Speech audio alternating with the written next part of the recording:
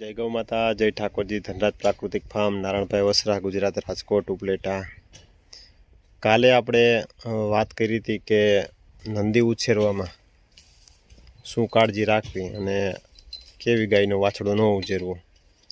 એટલે આપણે ગરમી કરતી હોય ગાય એ ટોપિક ઉપર આપણે ચર્ચા કરી અને વાત કરી હતી કે એવો ગાય ગમે એવી સારી હોય, દૂધવાળી હોય, તેમ છતાં એવી ગાયનો વાછડો ન ઉછેરવો જોઈએ। તો આજે એ જ રીતે બીજા ટોપિક સાથે કે જે માઇનસ પોઈન્ટ હોય અને અત્યાર સુધીમાં લગભગ મોસ્ટ ઓફ કોઈ એવા મોટા બ્રીડર હોય કોઈએ કીધેલું નથી। તો મારું કહેવાનું એ છે કે નાના ગૌપાલક હોય, નાની ગૌશાળા હોય, જેને સ્ટાર્ટ કરવું હોય, જેને નંદી ઉછેરવું હોય, તો એને કઈ બાબતની કાળજી રાખવી।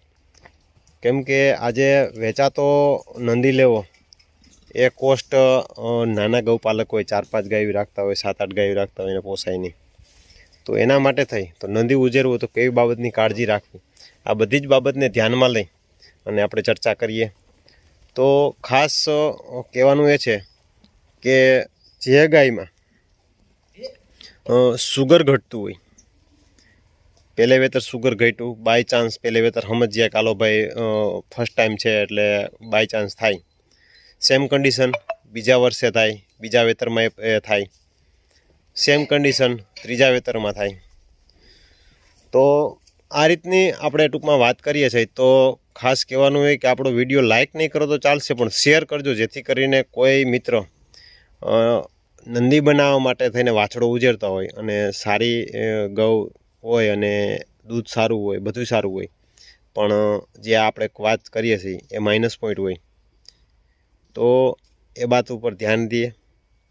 જે ગાયમાં સુગર ઘટતું હોય, પહેલે વેતર ઘટ્યું, બાય ચાન્સ આપણે ગણીએ કે ચાલો પહેલું વેતર છે એના કારણે તેને કંઈ તકલીફ થઈ હોય અને સુગર ઘટ્યું હોય, સેમ કન્ડિશન એ બીજા વેતરમાં થાય, એટલે પાછી સેમ કન્ડિશન ત્રીજા વેતરમાં થાય। તો આવી તકલીફો થવાથી તો આવનારા એ ગાયના બચાવમાંથી, કેમ કે સુગર ઘટે એટલે એ ગાય જ્યારે સેટ થતાં 1.5-2 મહિના નીકળી જાય, 2-2.5 મહિના પણ નીકળી જાય। જો ખાસ કરીને એમનો મિલ્કનો જે સમય છે એ તો સમય વેડફાઈ જાય અને જ્યાં સેટ થઈ રહીએ ત્યાં એ પાછી હીટમાં આવવાની તૈયારી થઈ જાય। એટલે ખાસ કહેવાનો એટલો હેતુ એ છે કે આવી ગાય હોય તો એ ગાયમાંથી પણ નંદી ન ઉછેરવા। એનું કારણ એ છે કે સેમ આપણે જે ઓલી ગરમી કરતી હોય એ ગાયના જે વાછડામાં એ જ રીતે આ વાછડું આપણે ઉછેરીએ તો એની જે વાછડિયું થાય પણ એમાં પણ સેમ આ જ રીતના લક્ષણો જોવા મળે છે। એના કારણે થઈ અને ક્યાંક ને ક્યાંક જે ગૌ સંવર્ધન કરવા માગતા હોય, ગૌપાલક નાના પાયે પોતાની ગૌશાળા ડેવલપ કરવા માગતા હોય, ક્યાંક ને ક્યાંક અટવાય અને આ રીતે ડિસ્ટર્બ થાય।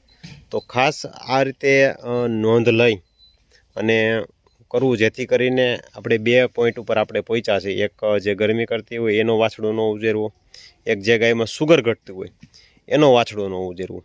આપણે ડે ટુ ડે આ જ રીતે આમ આગળ ચાલી અને જે માઇનસ પોઈન્ટ છે એ બધા જ ડે ટુ ડે ચર્ચા કરશું।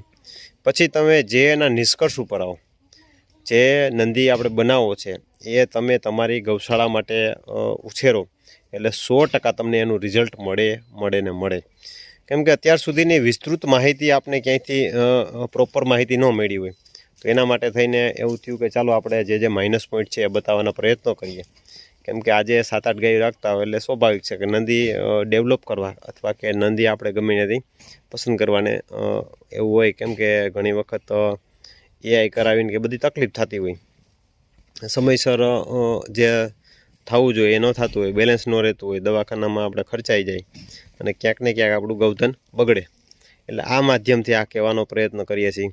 તો આ 2 માઇનસ પોઈન્ટ ઉપર ખાસ ફોકસ કરી ધ્યાન રાખવું અને આપણે ડે ટુ ડે આગળ આપણે વધશું, જેથી કરીને નંદી બનાવો પેડીગેરીવાળો, ટોપ પેડીગેરીવાળો અને આપણું ગૌધન જે આપણે ત્યાં સુધરે, આપણા આજુબાજુમાં જે સુધરે એ સુપર ક્વોલિટીનું અને તંદુરસ્ત અને ટૂંકમાં સારું એવું ગૌધન થાય એવા માધ્યમથી જે આપણે પ્રયત્નો કરીએ છીએ આ વિડીયો મૂકવાના। તો ચાલો નેક્સ્ટ વિડીયો સાથે મળશું। જય ગૌ માતા।